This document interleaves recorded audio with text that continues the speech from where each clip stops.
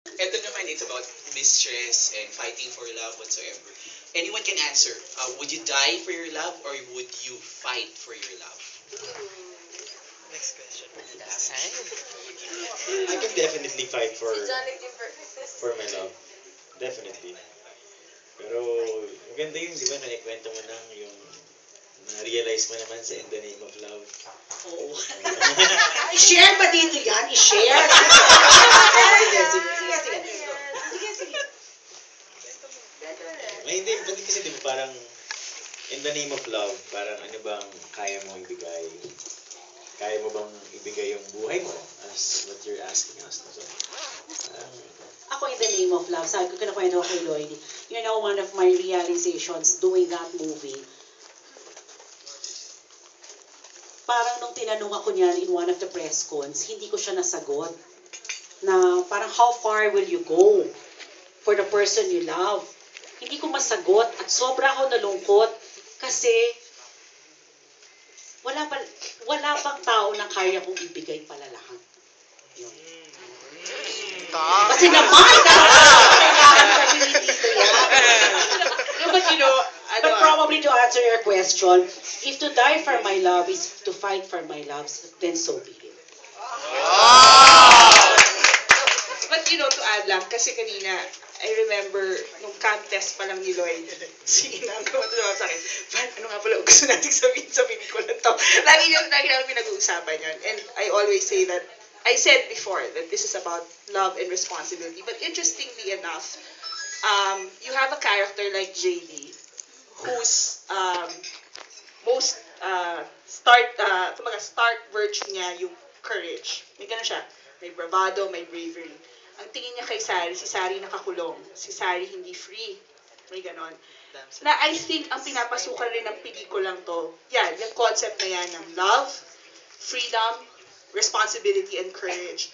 Sometimes kasi I think, I mean, the more common point of view or the point of view we applaud the most is you're so brave, you're willing to do anything for the thing you want. Regardless if you hurt another person, regardless if you destroy people, regardless if you destroy relationships, including yourself.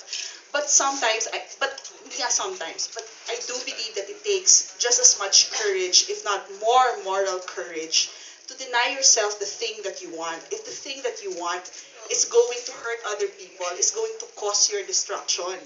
Na hindi yun common. Kaya nga sinasabi namin, Inang, hindi talaga mainstream itong pelikulang to. Kahit naman ako nare-recognize ko sa sarili ko na hindi, the way I write, the way I think, it's not how most people would view love.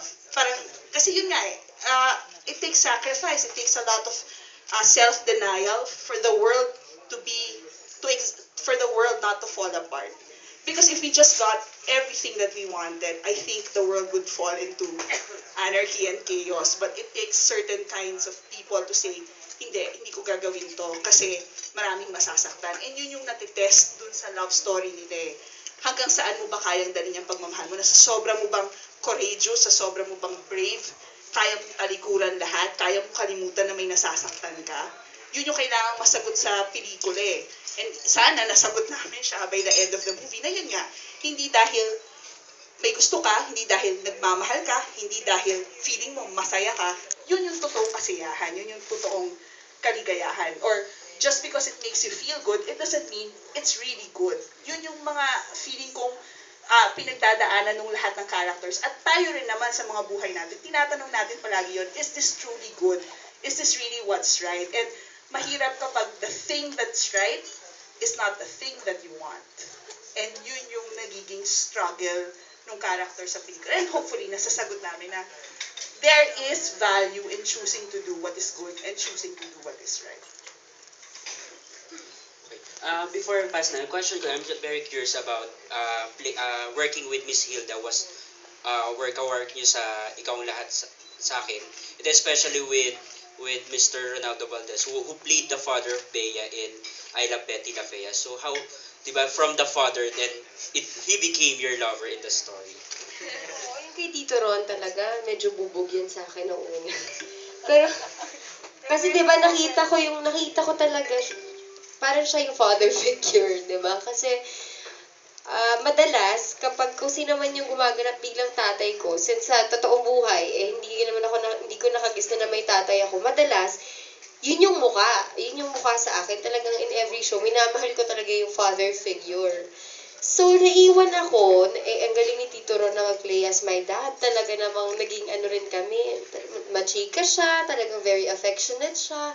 Yun yung naiwan sa akin. Kaya nung pinipresent sa akin, tapos siya agad yung peg, medyo naging bubog sa akin yun, medyo kinabahan ako. Sabi ko, kakayanin ko kaya na makita siya as the benefactor or my lover also. Sabi ko, paano I had to get over it? Kasi kung hindi, baka makaka-apekto yun sa akin sa buong pelikula. Although nung una, tinanggap ko siya, tapos kinukwento ko siya sa nanay ko, kinukwento ko kala Sandra, ganyan. Sabi ko, ang ganda-ganda ng storya, exciting, very interesting. First time ko gagawa ng ganito.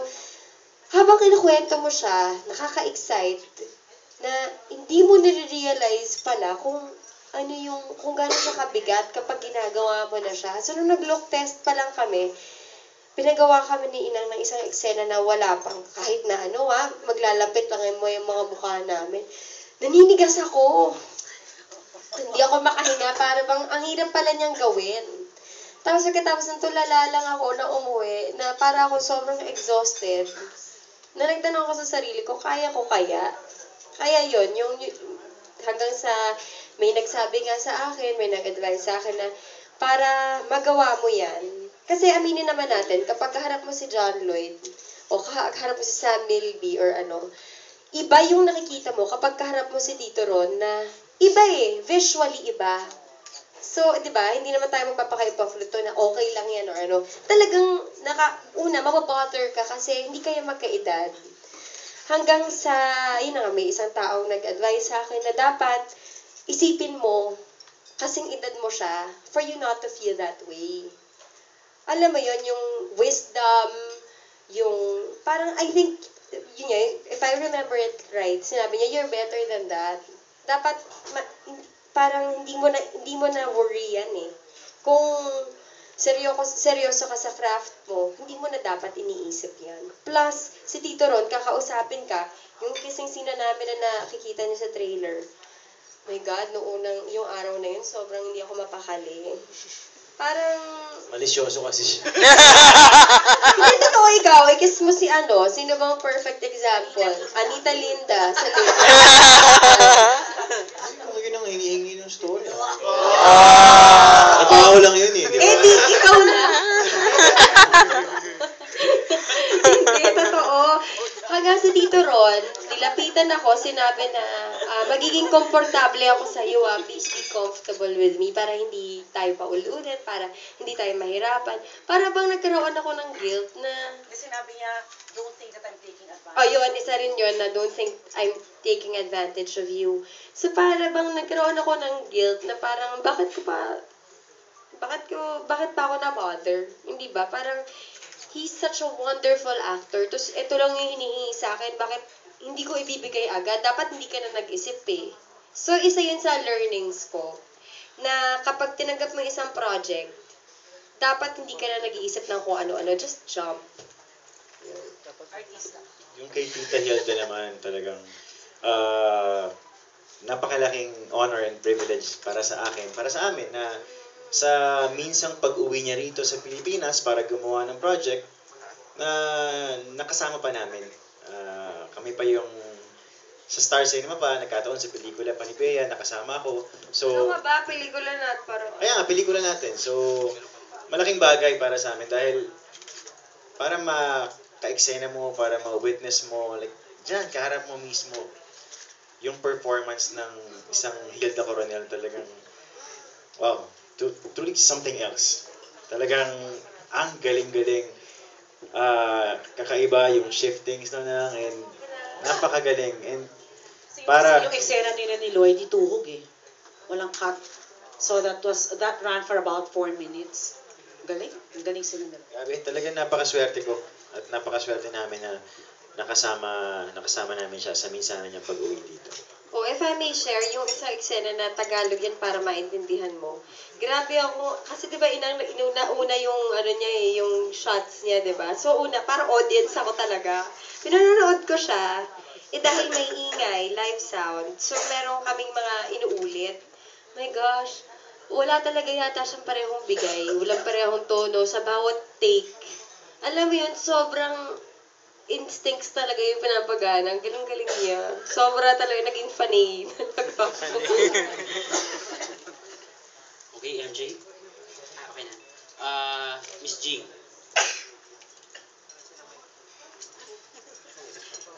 Lewi na siya. Hello, good afternoon. Kay JL and kay Bea, sa tingin ninyo, John White. Akala ko John Lapus. Masyadong palagay. Sa tingin ninyo, bakit ang isang lalaki nagsisik pa ng another affair or love affair? Anong mga dahilan?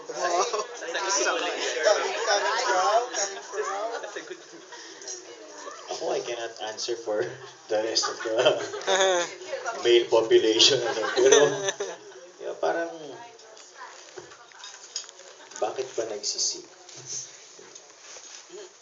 Parang ang maiisip mo lang siguro is, kahit na sino naman for that matter, mapalalaki or babae, kung hindi ka na masaya or feeling mo parang you deserve more or you deserve better, parang it's just normal para maghangad ka ng iba. Not necessarily ibang relasyon or ibang karelasyon, pero siguro ang initial na isisik mo is yung bang maramdaman mo na makawala ka dun. Yung bang makaramdam ka ng mas maganda, mas masarap, mas mabuting lugar or sitwasyon. Initially yun, parang kesa yung ibang tao or ibang lalaki or ibang babae, parang sa tingin ko doon naman nagsisimula. And siguro along the way, parang nagkakaroon na lang ng may nami-meet ka, may ganyan, so tingin ko yun po, baka hindi na siya naniniwala. Hindi na siya naniniwala sa kung ano yung kaparoonan niyang relasyon or ano man. Pero yun nga, kasi mayroon kasing iba naman na nagme-maintain talaga ng, 'di ba? Parang meron din ganung storya. May asawa, may karelasyon, pero meron din iba. And yun, hindi ko na kayang sagutin. Tsaka alam mo, it takes greater courage to end something and not settle for something na minahal mo din, for someone na minahal mo din. Alam mo yun, ang hirap makipag-break Totoo yan. Kasi mahirap mag-isa. 'Di ba? Paano kung walang dumating? For sure naman, di ka makikipagrelasyon sa isang tao na hindi mo ganun kamahal o hindi mo ganun kagusto. Makikipagrelasyon ka kasi that person makes you happy. Pero darating din yung punto na sometimes, but love isn't enough. Love is not enough. And it takes a lot of hard work to make a relationship work. Paano kung ikaw na lang yung nagtatrabaho? Hindi ba? Parang, siguro isa yun yun sa nagiging mitsa ng paghihiwalay. And sabi nga ni JD sa pelikula, hindi mo malalaman kung ano yung kulang hanggat merong dumating na tao na magpupuno. So yun, siguro to answer that question, yun yung i-share ko. Okay, may question po tayo from Manay Eten. Dito po si Manay.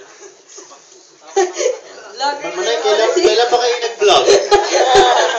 Curious lang kami, Manay. First, tatanong sana ako sa iyo dyan.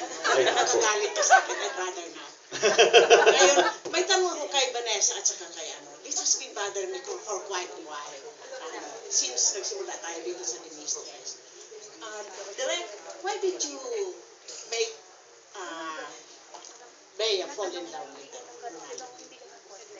Unusual yun na nai-inlove ang isang kabit sa kanyang dalawa. Talaga po? Ang dami po namin interview Hindi na... napansin ko kasi na parang she told that to John.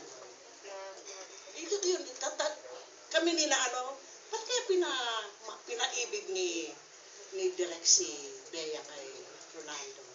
Kasi Kasi may maganda, more complicated. Oo. Na maaawa ka sa kanilang dalawa na.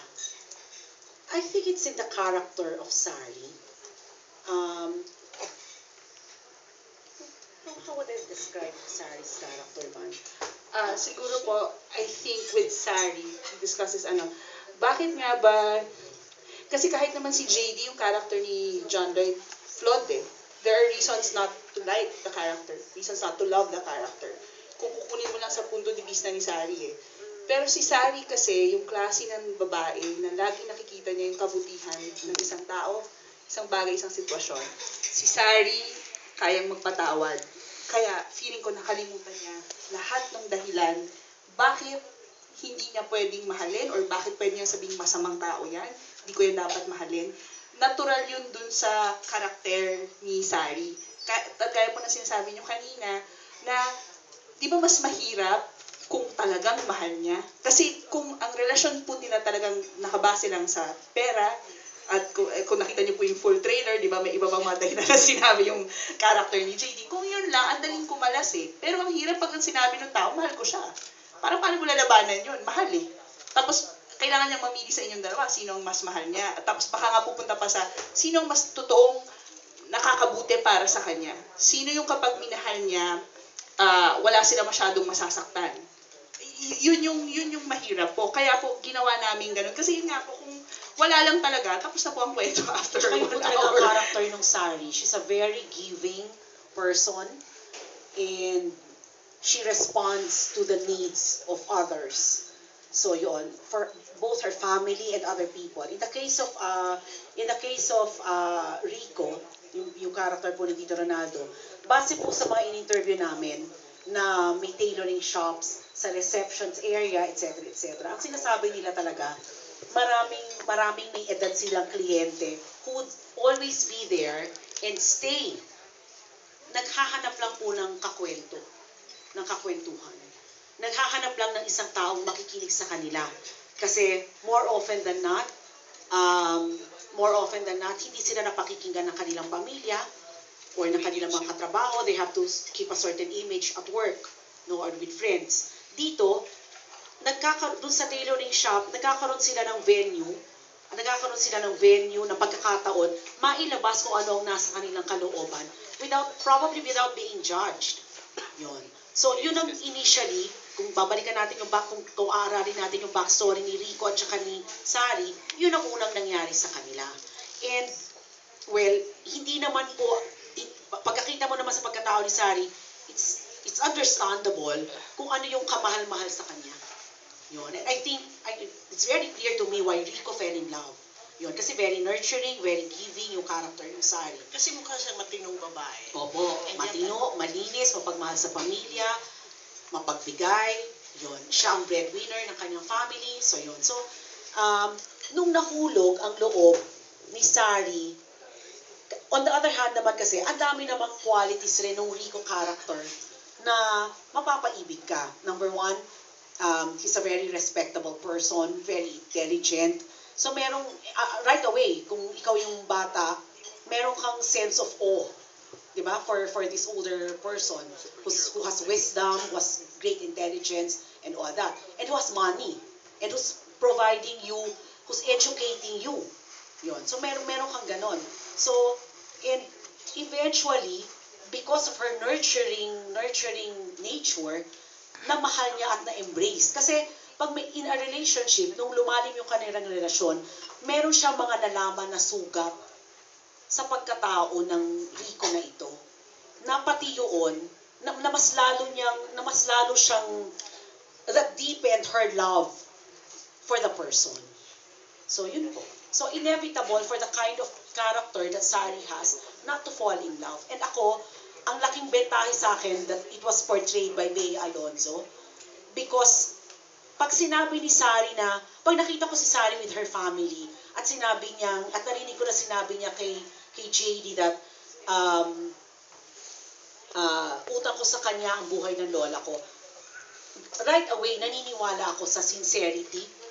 Yun. Because that's the quality that Bea has. And it's a quality that she has brought into the character of Sari. Yun. Naniniwala ako sa kanya pag sinabi niya, hindi lang ito pera. Hindi pera-pera lang kay Rico. I don't know, somehow, right away, gets ko. Hindi lang gets, right away, I can embrace it because of the sincerity that I see sa persona. Yun po. Last ko, from the way the trailer suggested about the character of Hilda, parang tinulerate niya yung pagbababae ni Ronaldo. Why? Tita Ethel, siguro interviewin natin ang mga mayayaman dyan, lahat ng mga alta, who tolerate. Diba? Ang dami po. Kasi pag if I reveal that to you, Tita, I will reveal the entire film. So, you will be with us during the premiere night. And we will learn it together. Okay, next question po natin from dito po. Dito po ako. Layo. Kay Teacher Jo po. Hello, good evening po. Anybody can answer the question. I have three. Siguro po one is comparing the movies about Kabit since we started Kabit movies. How will you make this Kabit movie different from all? And then kasi everybody's really itching to watch na. Talagang they're all looking forward to it. Pero ang tanong parate, yun nga po, ano po yung kaibahan? Tapos, siguro po matatanong ko rin, if the skeptics will say, ay, huwag niyong panoorin, kasi baka maging kabit ka. Yung mga ganon, yung may negative na magtatanong, ay magsasabi. How will you advise them? Ano po yung i-recommend nyo? Ano po yung sasabihin namin sa kanila? Ako siguro, unang-una ang pagkakaiba nito ay ibang klase siyang kabit. Ibang klase siguro ang pagkatao ng mistress that's being portrayed in the film. And then, and the situation is different because it's the story of a man who falls in love with a mistress. That's a big difference. And then, kasi pag sinasabi kong matapang ang pelikula, ayoko na mag-isipin yun na parang, wow, ang tapang-tapang nito na hindi siya ganon. Ako at the very least kasi parang maunawaan natin, what got me interested in doing this movie really is that we're doing a story on 4 characters who are all flawed. Lahat sila may mga pagkakamali, lahat sila may mga kahinaan, lahat sila may mga sikreto, pero lahat sila tao. Tao na nagmamahal, tao na may kahinaan, tao na may strengths, yung ganon. So at the end of the day, siguro, ang gusto ko lang pumukaw sa mga manonood, who are we to make a judgment? Yun. So somehow po, dapat po ba nating tanggapin na ang bawat pamilyang Pilipino ay may istorya ng kabit? Tanggapin po? Hindi naman po lahat siguro. Hindi naman po. But there are a lot. May pinagdadaanan ka daw ba?